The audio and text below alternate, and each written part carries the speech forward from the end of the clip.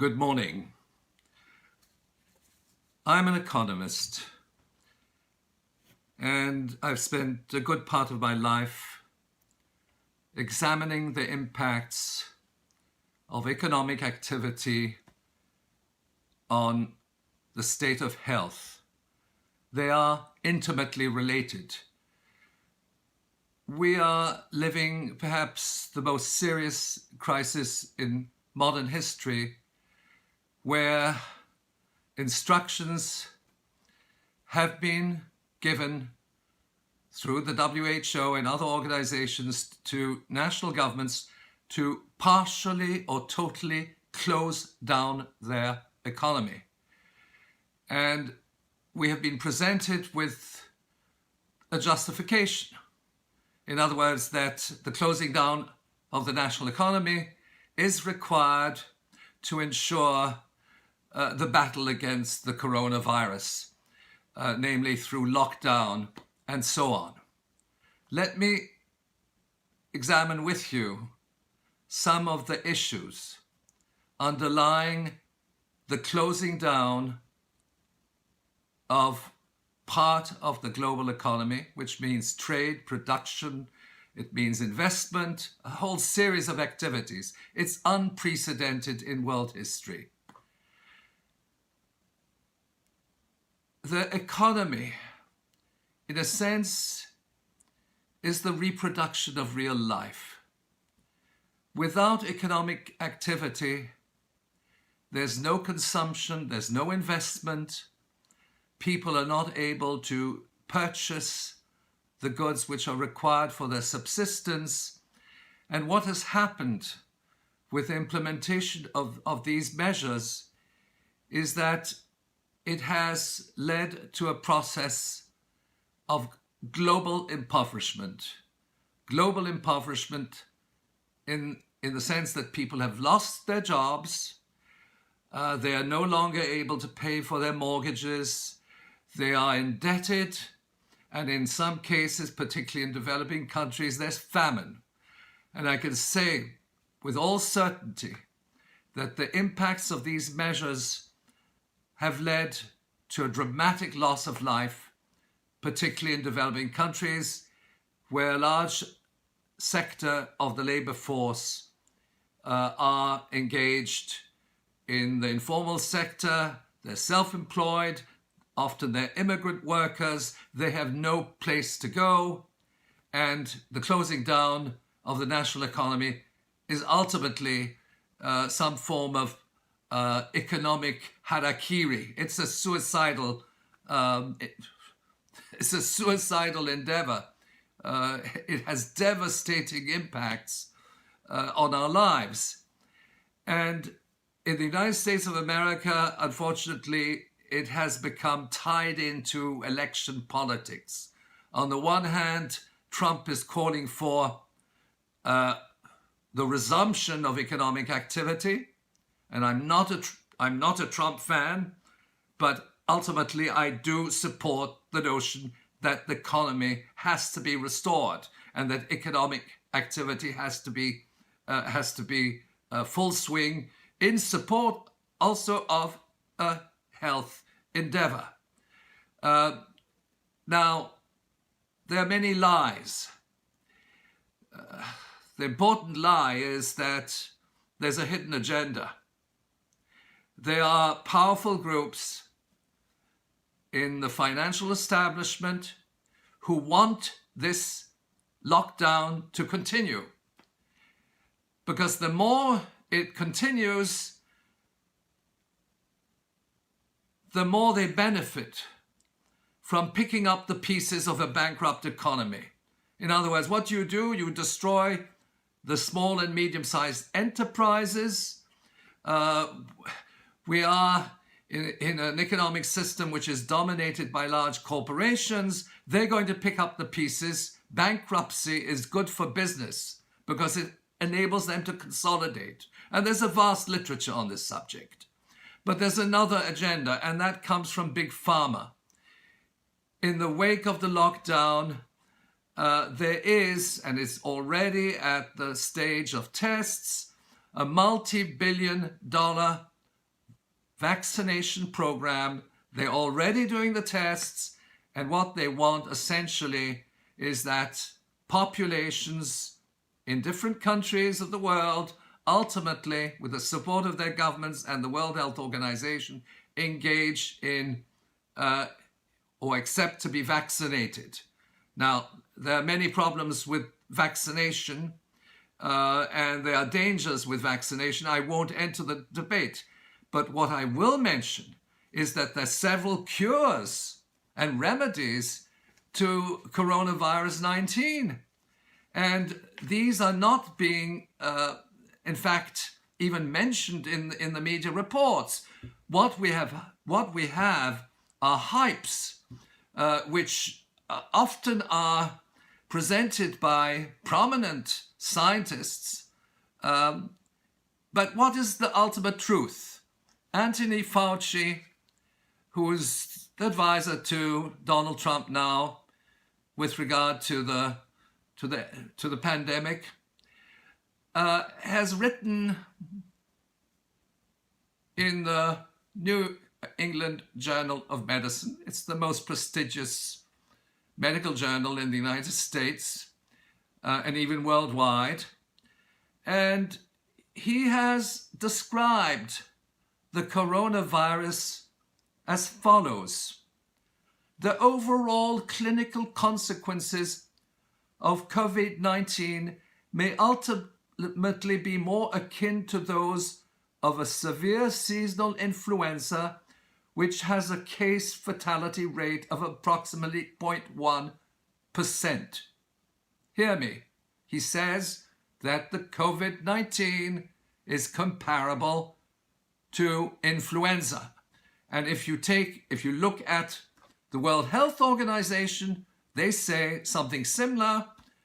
And I quote, the World Health Organization says, those who become infected generally experience mild illness and recover in about 2 weeks. Precise quotes would say, most commonly reported symptoms include fever, dry cough, and shortness of breath, and most patients, 80%, experienced mild illness. That's a statement from the World Health Organization. Approximately 14% experienced severe disease and 5% were critically ill, etc. Now, one expects the broader public that the statements, the scientific statements which are made by the WHO and by Anthony Fauci, who is advisor to President Donald Trump, would actually be reflected in news reports, but they're not. And I quote, Anthony Fauci says that COVID-19 is 10 times more lethal than flu. He warns that coronavirus could kill 200,000 Americans. I'm quoting from mainstream media.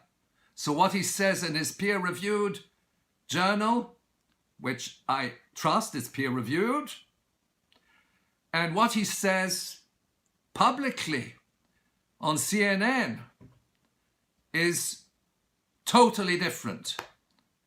He's a liar when he says it's 10 times more lethal than flu, unless, of course, the media is distorting his statements.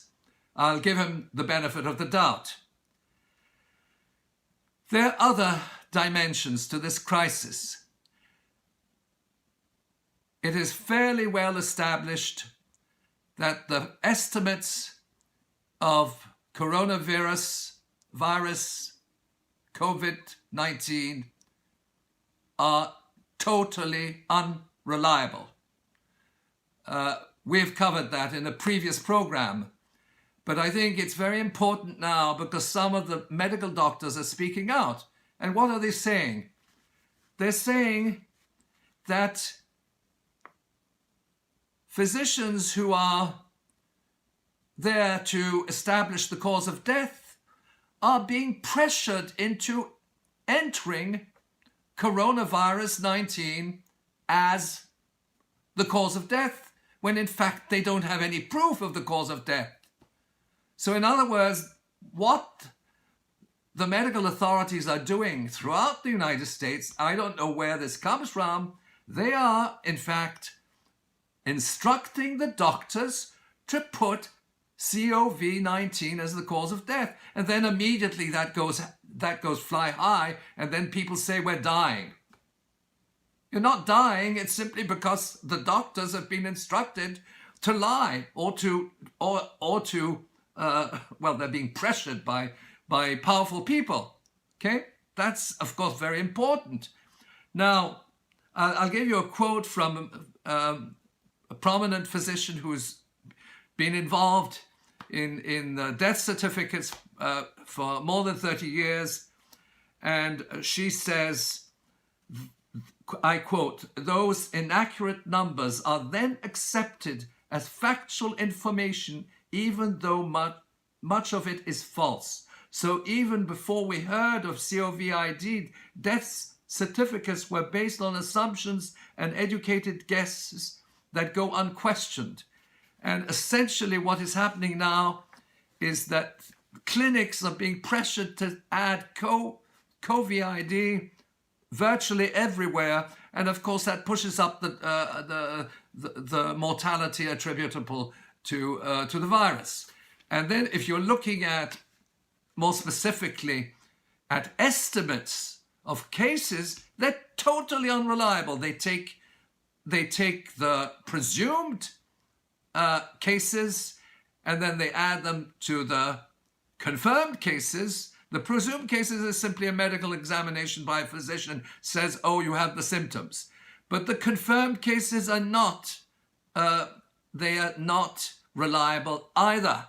So that the statistics which are being presented to the public in terms of extension of this virus, which according to Anthony Fauci is comparable to seasonal influenza, and I should say that seasonal influenza causes 650,000 deaths worldwide, and nobody seems to be worrying about it.